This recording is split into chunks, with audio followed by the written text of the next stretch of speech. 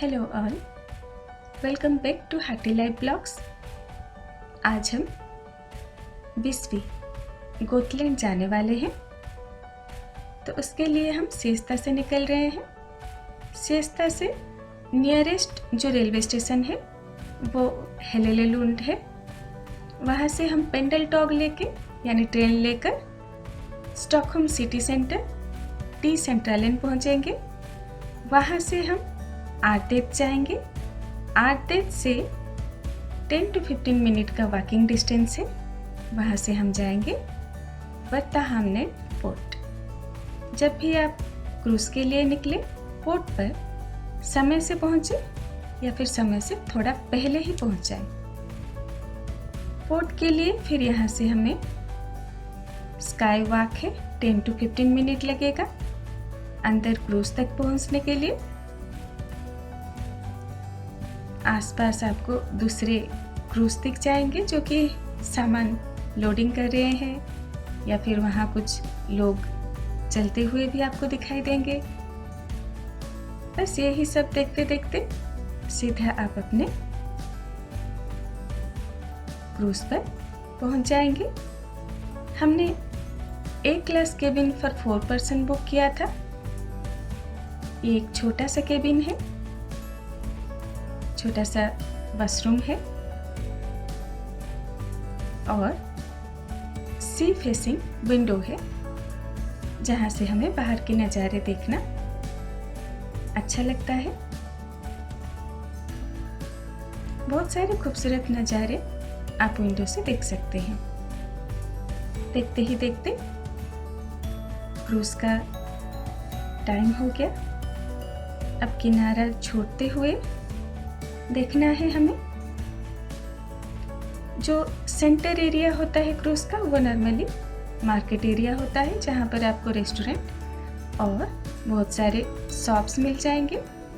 वहाँ से कुछ यादें आप अपने साथ ला सकते हैं। ये सन डेक है, यानी वो खुला भाग जहाँ से आप क्रूज़ को आगे बढ़ते हुए देख सकते हैं।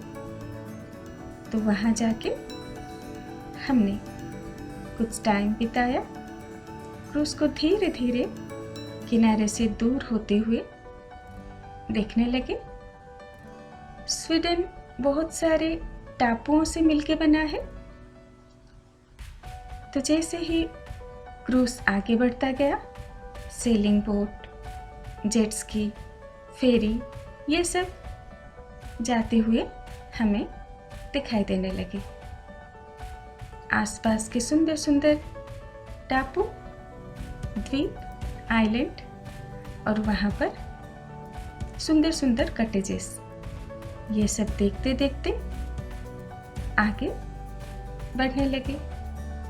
कार फेरीज वो फेरी होते हैं जहाँ आप सीधा रोड से निकल के कार के साथ ही दूसरे टापू पर पहुंच सकते हैं। और देखिए, शाम होते होते सारे बच्चे क्लब में आ गए और खूब सारा एंजॉय किया।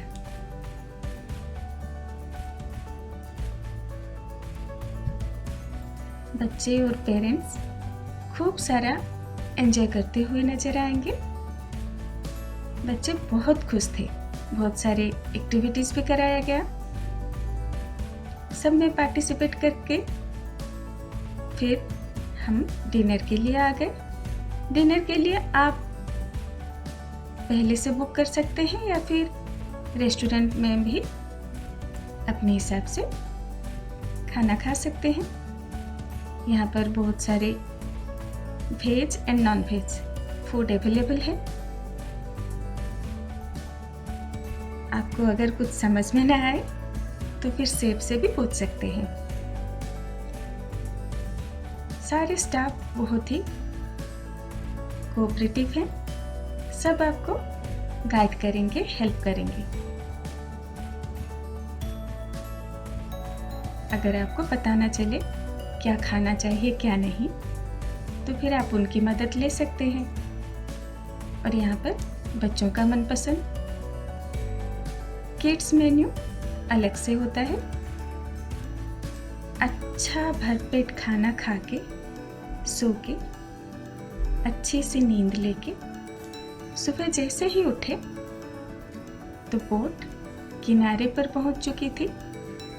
एक अच्छा सा ब्रेकफास्ट करके हम क्रूज को किनारे पर लगते हुए देखने के लिए डेक पर आ गए।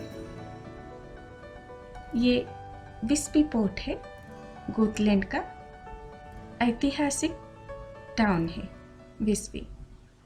यहाँ पर बहुत सारे ऐसी सुंदर सुंदर जगह हैं जो कि आप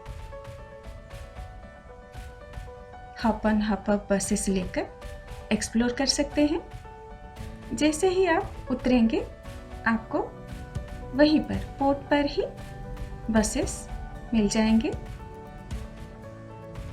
आप बस में बैठ के 9 या 10 जगह आपको दिखाया जाएगा।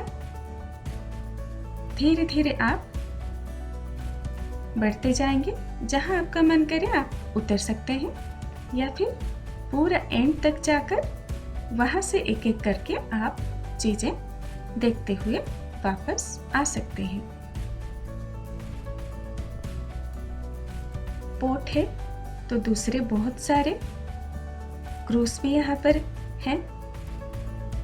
उनके साथ लहरों पर हिचकोले खाते हुए क्रूज को बाय बाय करके हम सिटी के अंदर निकल गए।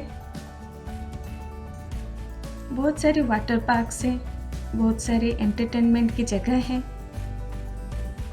सी बीच के पास आप एंजॉय कर सकते हैं।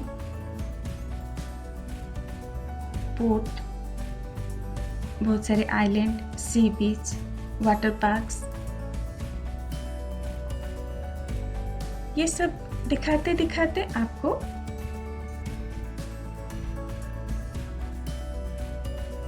जहां आपको उतरना हो वहां पर उतार दिया जाएगा।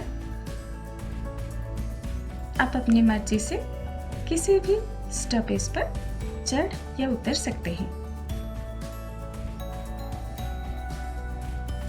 बिस्बी normally UNESCO world heritage centre के लिए जाना जाता है। जो मीडियावल एज का पोर्ट है वो देखने लायक है और ये सबसे लास्ट स्टॉपेज है जहाँ पर कुछ केव्स हैं। यहाँ पर उतर के आप